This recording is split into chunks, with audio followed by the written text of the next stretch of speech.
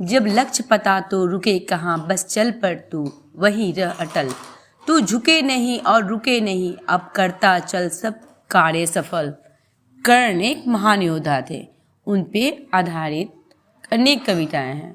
नमस्कार दोस्तों, हमारे YouTube चैनल भक्ति में शक्ति 1000 में आपका स्वागत है। कर्ण महाभारत का एक अहम पात्र थे। उनकी प्रशंसा युगों युगों से की जाती है। वह कुशल होने के साथ साथ एक बहुत अच्छे योद्धा थे। कुंती सूर्यपुत्र कर्ण को महाभारत का एक महत्वपूर्ण योद्धा माना जाता है। कर्ण के धर्मपिता तो पांडु थे, लेकिन पालक पिता अधिरथ और पालक माता राधा थी। कर्ण दानवीर के रूप में प्रसिद्ध थे। उन्होंने अपने कवच कुंडल दान में दिए और अंतिम समय में सोने का दांत भी दे दिया था। भगवान कृष्ण ने अर्जुन को यही उपदेश दिया था कि दान का खास फल प्राप्त होगा तो दान करने का पुण्य फल नहीं मिलता और दान करना निष्फल हो जाता है। भगवान कृष्ण ने भी कर्ण को सबसे बड़ा दानी माना है। अर्जुन को कर्ण की प्रशंसा पसंद नहीं थी। इसी कारण से उन्होंने एक बार कृष्ण से पूछा कि सब कर्ण की इतनी प्रशंसा क्यों करते हैं।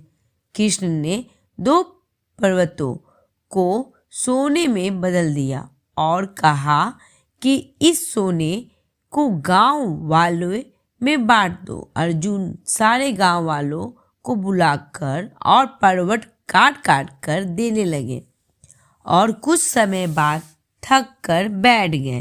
तब कृष्ण ने कर्ण को बुलाया और सोने को बांटने के लिए कहा तो कर्ण ने बिना कुछ सोचे समझे गांव वालों को कह दिया कि ये सारा सोना गांव वालों का है और वे इसे आपस में बांट लें।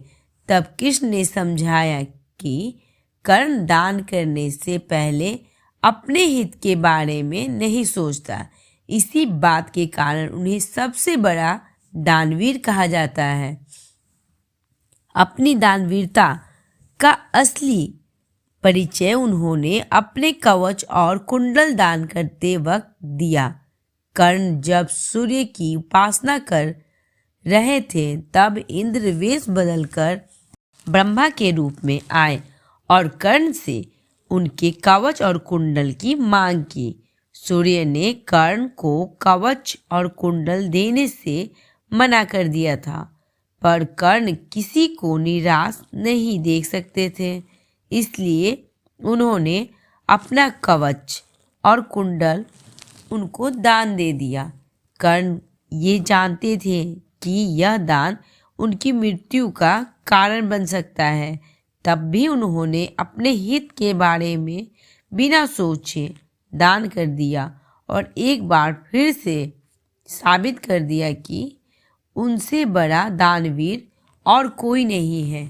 कर्ण दान करने के लिए काफ़ी प्रसिद्ध थे।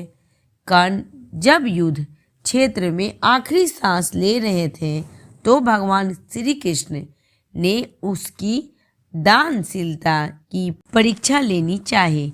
वे गरीब ब्राह्मण बनकर कर्ण के पास गए और कहा कि तुम्हारे बारे में काफ़ी सुना है और तुमसे मुझे कभी कुछ उपहार मिलता नहीं है, उपहार चाहिए। कर्ण ने उत्तर में कहा कि आप जो भी मांगे चाहें वो मैं आपको जरूर ला कर दूंगा। ब्राह्मण ने सोना मांगा। कर्ण ने कहा कि सोना तो उसके दांत में है और आप इसे ले सकते हैं। ब्राह्मण ने जवाब दिया कि मैं इतना कायर नहीं हूँ कि तुम्हारे दांत तोड़ूं। कर्ण ने तब एक पत्थर उठाकर और अपने दांत तोड़ लिए। ब्राह्मण ने इसे भी लेने से इनकार करते हुए कहा कि खून से सना हुआ यह सोना वह नहीं ले जा सकते। कर्ण ने इसके बाद एक बाण उठाया और आसमान की तरफ चलाया। इसके बाद बारिश होने लगी और दांत धुल गया। हस्तिनापुर से लौटकर पांडवों को वहां हुई चर्चा का पूरा हाल सुनाया। सभी ने अच्छी तरह समझ लिया कि अब शांति की आशा नहीं रही, युद्ध होना अनिवार्य हो गया है। पांडवों ने युद्ध की तैयारियां प्रारंभ कर दी।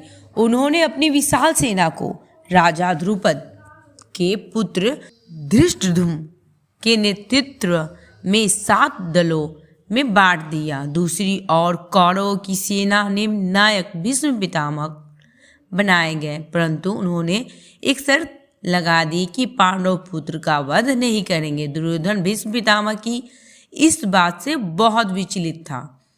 वह कर्ण को अपनी सेना का नायक बनाना चाहता था, परंतु कर्ण और भीष्म पितामह में पारंपरिक मनमुटाव था।